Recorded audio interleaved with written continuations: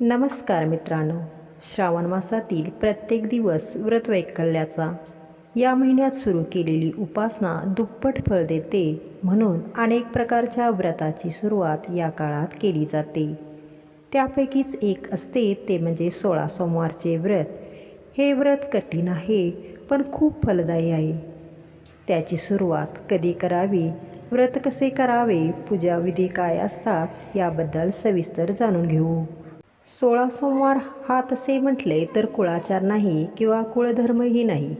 ते एक व्रत आहे. स्त्री पुरुष यापैकी कोणीही ते करू शकतात. हे शिवशंकराचे व्रत आहे. वैशाख श्रावण कार्तिक माघ यापैकी एखाद्या महिन्यातील कोणत्याही सोमवारी या व्रताचा आरंभ करता येतो आणि त्यानंतर ओळीने येणाऱ्या 17व्या सोमवारी त्याचे उद्यापन करतात. यंदा 17 ऑगस्ट रोजी श्रावणातला पहिला सोमवार येणार आहे. तिथूनच या व्रताची सुरुवात करता येईल. 16 सोमवार पूजाविधी व नैवेद्य जाणून घ्या.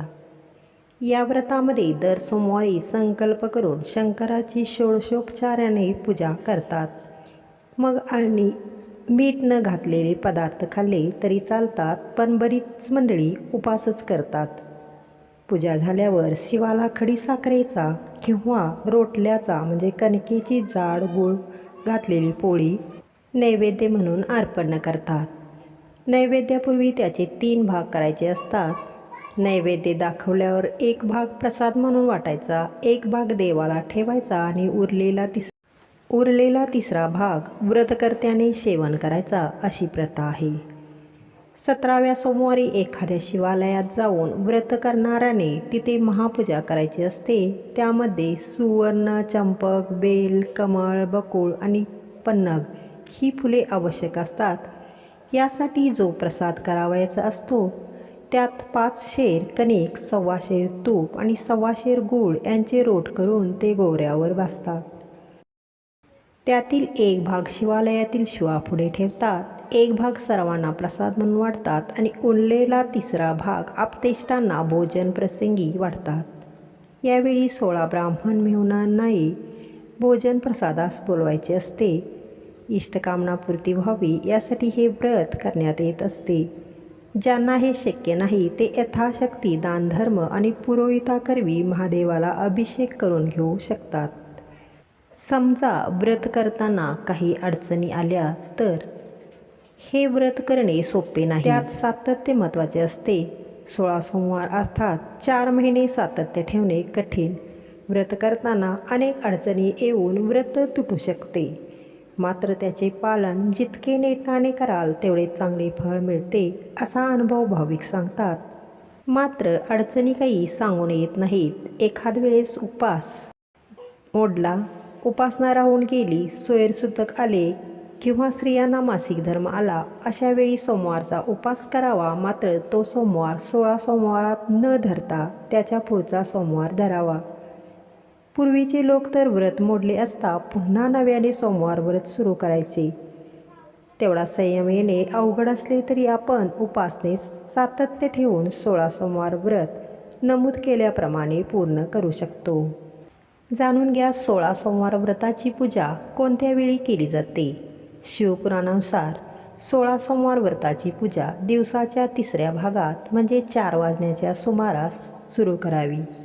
सूर्यास्तापूर्वी पूजा पूर्ण करावी. शास्त्रानुसार प्रदोष काळात शिवपूजा फलदायी असते. 16 सोमवार व्रत दरम्यान या गोष्टी लक्षात ठेवा. 16 सोमवारचा उपवास अत्यंत कठीण मानला जातो. त्यामुळे उपवास करणाऱ्यांनी 16 सोमवारचा उपवास संकल्प करून पूर्ण करावा. मध्ये सोडू नये, अन्यथा उपवास व्यर्थ जातो. उपवास केल्यानंतर त्याच ठिकाणी बसून प्रसाद घ्यावा. पूजेच्या मध्यभागी उठणे शुभ नाही.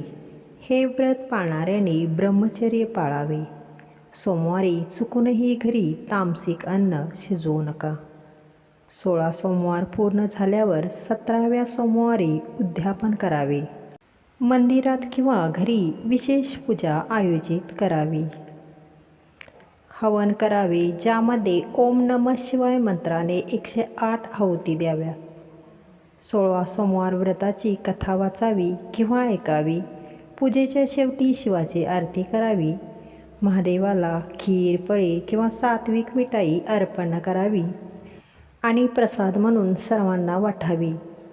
16 सोमवार व्रताचे फळ.